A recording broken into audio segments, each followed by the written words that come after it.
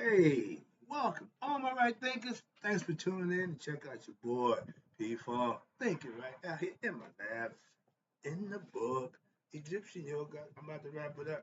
I've been doing all the mythologies and philosophies. Now I'm going to give you the conclusion of all of them. This is going to be a nice lesson. Let's go. Rightism, 25 rules live by. Storytelling, story with a message. There's a message in my stories for life. I give life lessons. You tune in and receiving them. I appreciate you. We got a good thing going. Let's do what we do. Right thinking mission. I'm on it. Is to enlighten, inspire, educate, and motivate you, the individual, to a higher spiritual level of enlightenment. Right thinking way of life through mental and spiritual discipline, practice daily, will help and guide you to obtain your goal of reaching spiritual enlightenment, aka know thyself. My mission is that all right thinkers know thyself. If you're a right thinker, your goal is, yep, know thyself. See where we're going with this? Let's get that together. So I asked the question, do you know you? You will when I'm through. Yeah, that's what I do. It's rhetorical, but if you know how to answer for yourself, tune in. I got you. A person who knows not and knows not that they know not is foolish. Disregard them. A person who knows not and knows that they know not is simple, but you can teach them. That's why I do what I do. For you, appreciate you too. Stay tuned. I got more for you. A person who knows not, excuse me, and believe and think that they know is dangerous. Avoid them. I do.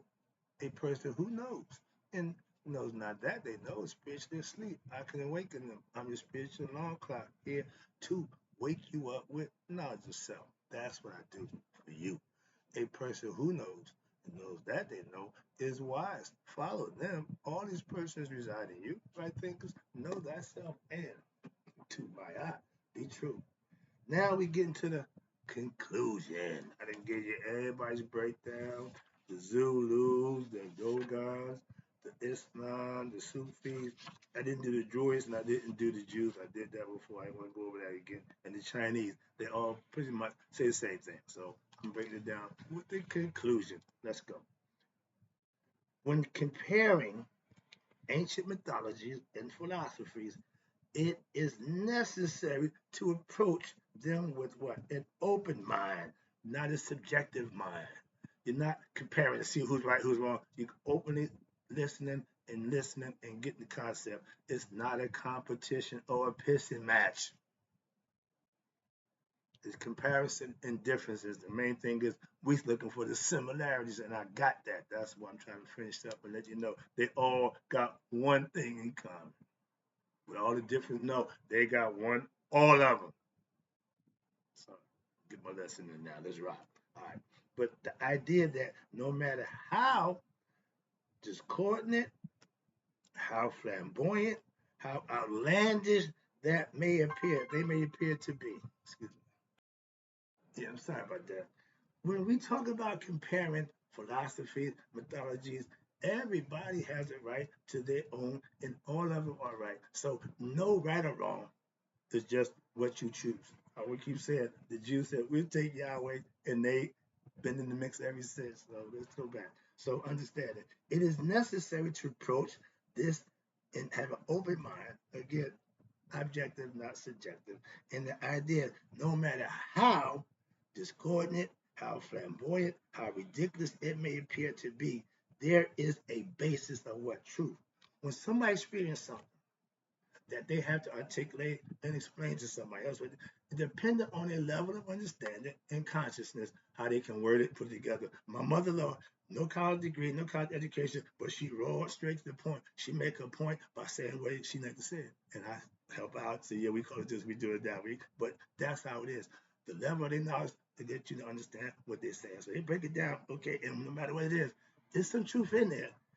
Maybe how they said it may be a little obscure. So okay, but it's always based on truth, which underlies all of them. Everybody's experience, but how they experience is always different. Okay, but now in the study of religion in this area and philosophies, it may be necessary to discount local variations of the mythological stories everybody embellished, everybody, but those who had the experience, they only going to tell you in their best way to get you to understand without the embellishing. That's what I'm saying. And some of it gets a little outlandish. And that little thing that we call the pineal gland is the transmitter, but it's also a receiver. And once it's activated, okay, it can do some miraculous things. Hallucinating before death. Everybody has that DMT squirt through their mind. Everything flash, my light flash on my eyes. That's a built-in mechanism to help you um, comprehend what's about to happen to you when you relate to it. To you like a movie reel, life going by, but pretty much it's about to be over. That's when you get sedated before when you go to the hospice, all they want to do is to keep you in that state of mind where you can just ease on in.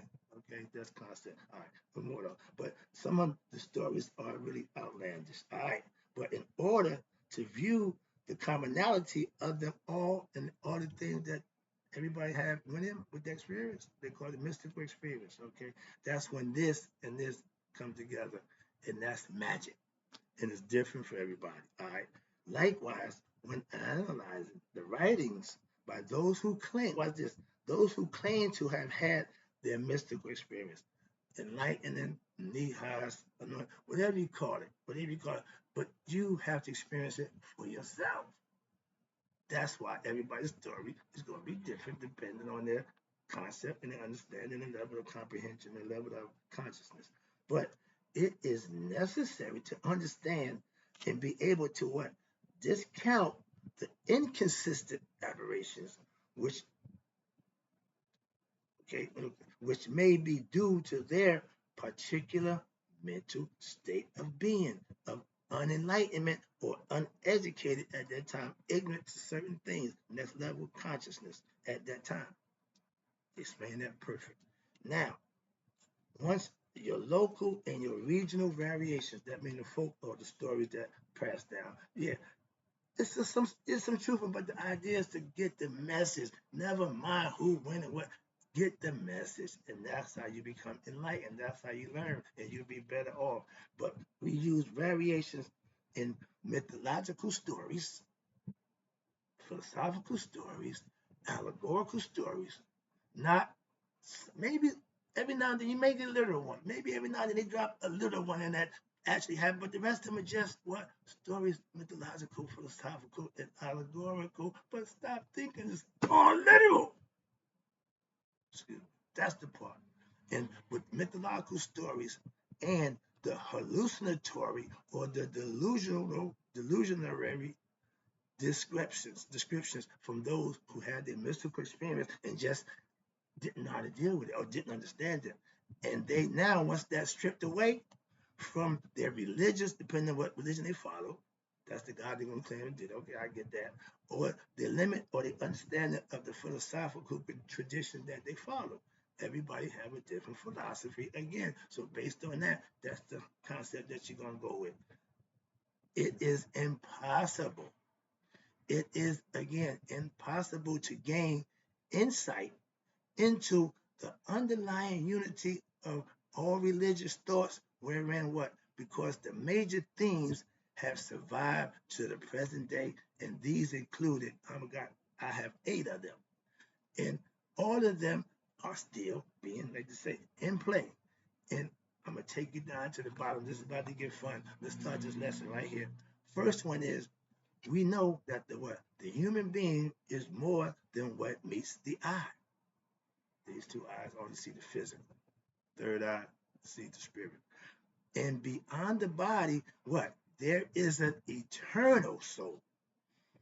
Asar, spirit, physical body, man, 6th element. Spirit comes matter in the physical form. Mark of the beast, 666. 6 carbon-based beings with 6 neutrons, protons, and electrons. This symbolical concept that has been since forever, but which aspires, what your eternal soul, which is in here from God, it wants to what? Go back to God philosophically, and I understand this. And the what? Your soul, which aspires to achieve greater heights than what ordinary life suggests. If you just come here and just here and do and go, when the body ceases to exist, the soul gonna reincarnate. Why? It didn't get enlightened. It can't go home. It don't know itself. Your job in the physical form is to enlighten the what? Spirit to who it is. Hence, know thyself. And now they stand more like remember. I stay with the know. Number two, and this is our philosophical concepts that when I just went through, they all had these philosophical points of view. The soul is immortal. We know that. So that means what's inside you is immortal. We should know that too. That's the whole purpose. The physical body and the conscious mind is gifts from God, free will to use it, do what you want. If you use it correct, do it the way it's intended, your heart and mind will become one. You become one, know yourself, your higher self. You become one with God consciously and spiritually. So now the soul connects with the spirit and is comfortable. Why? Let's go back to the maker. You become one with God. When this runs, that's all I did. This is just out, this is clothes, garments.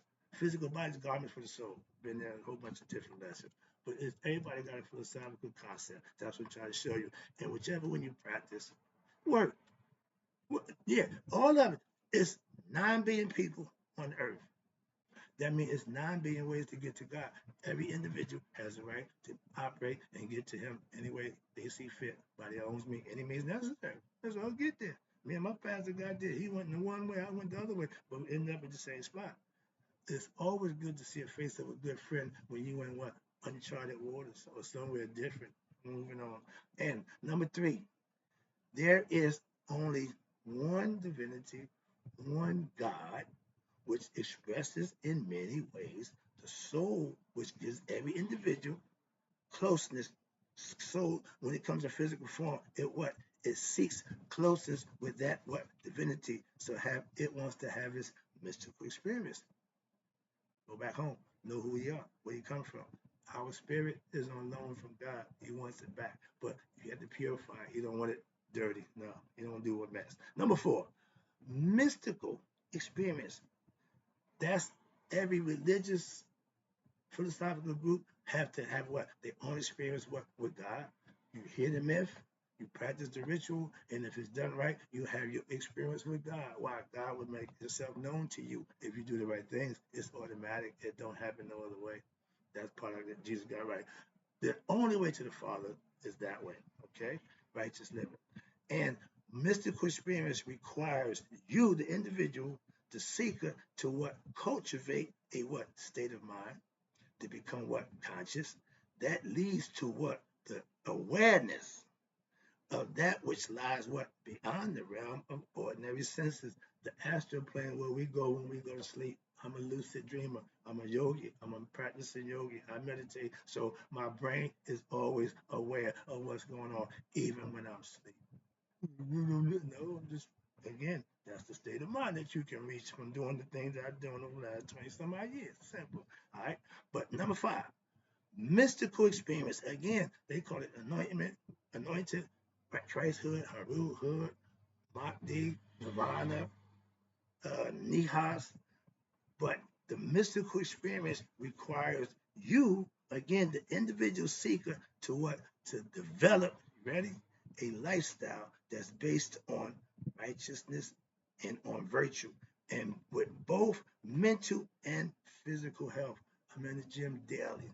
I'm in the books daily. I do what I do daily.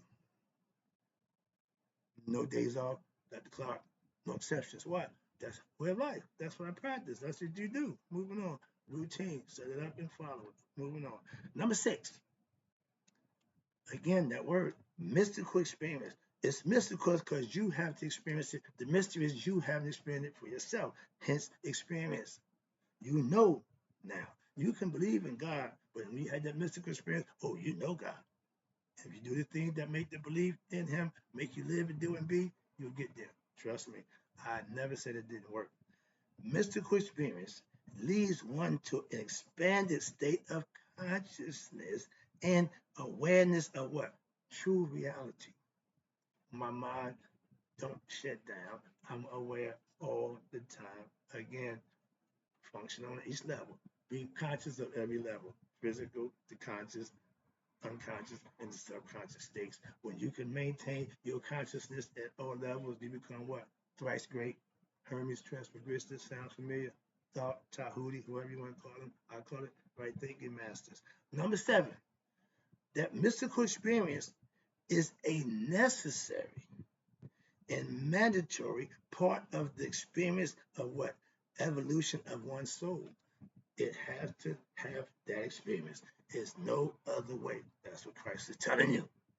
The mystical experience is the only way to the Father. That I agree 100%. So now how y'all take it, I don't know, but I agree with what he's saying. I don't know if y'all understand it that way, but I get it. Okay.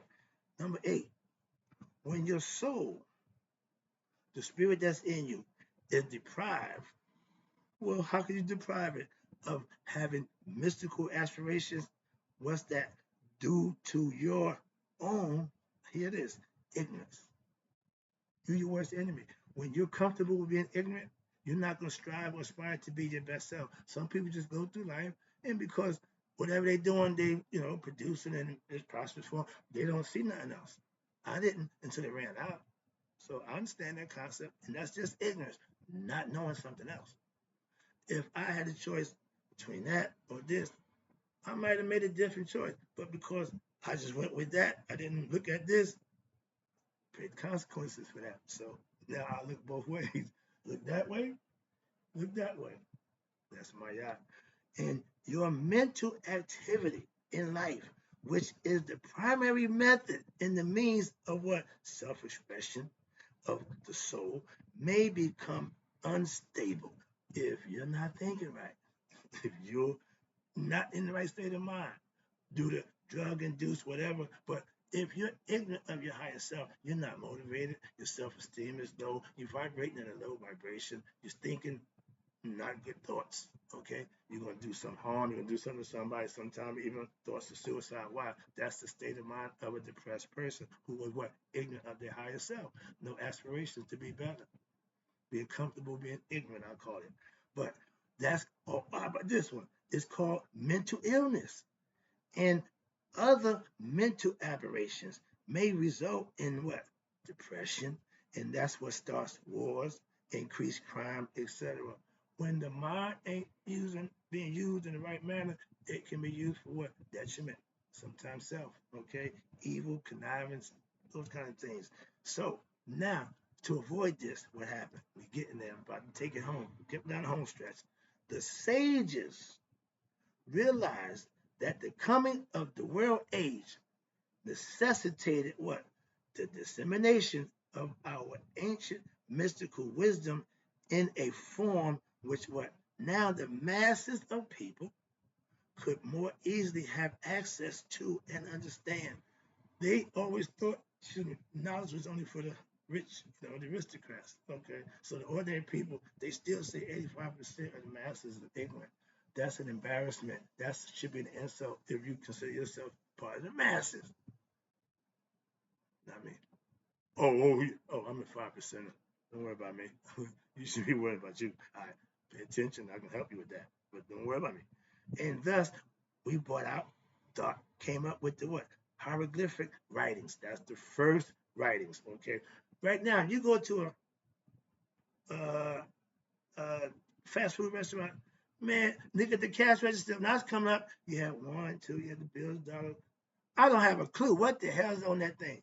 Everything is pictogram now. Hieroglyphics to me. Okay. But y'all call it, we call it measuring that, writing of the God. But the writing of, and we have oral traditions, folklore. And these teachings kept in the memory of the sage and the initiates, and it gave way to now writing was the written verses of the same. At one time, you didn't write down what you learned, you kept it to memory, and you passed it on through folklore. So that was no paper trail, no, only one knows of those, okay? Again, but now you have both these writings, verses, constituted intellectual expositions of what we knew mystical wisdom, knowledge of self, which already had existed and still is in what? Both our oral folklore history and is also carried on by our Egyptian sages, and also in Egyptian hieroglyphic form, so it can be passed down. Watch this. Now, here go the evolution of it, taking it home.